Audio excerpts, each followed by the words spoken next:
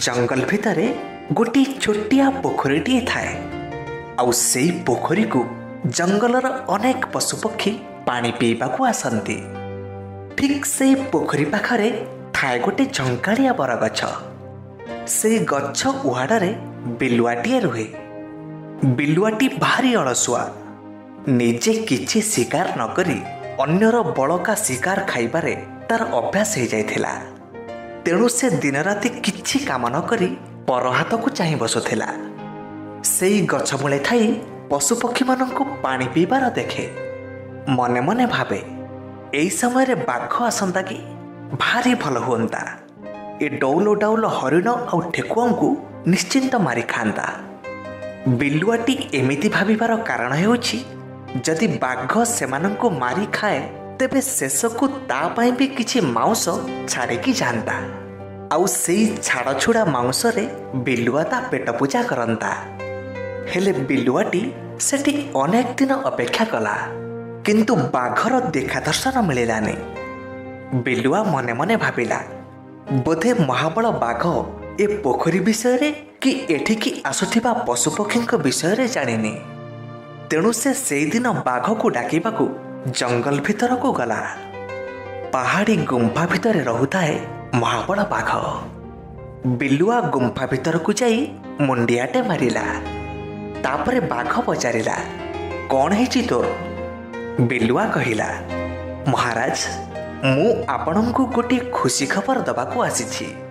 जदि आपण आज्ञा देबे ताहाले कहिबी।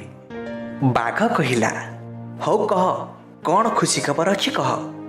बिलुआ कहिला, महाराज बोधे आपण जानि नाहंती एई जंगलर पूर्व भागरे गोटे पोखरी अछि। आउ सेई पोखरी को प्रत्येक दिन अनेक जीवजंतु पानी पीबाकू आसुचंती। जदि आपण सेठिकी जिबे तेबे मन इच्छा पेट भरी कौड़िया मांस खाइबे। बिलुआ पाखरु एतक शुणी बाघ खुशी रे पागल हेगला। बिलुआ को कहिला, तेबे ठीक अछि, मते से पोखरी पाख को नहीं चल। तापरे बिलुआ आउ बाघ उभय से पोखरी पाखरे पहुंचले।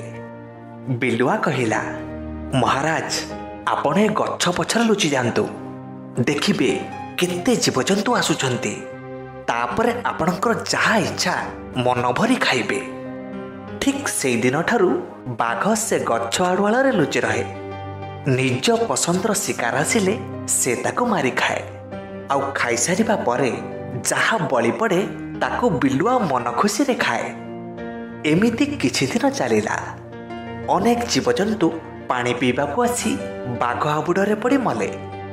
धीरे धीरे ए कथा जंगल सारा व्यापी गला।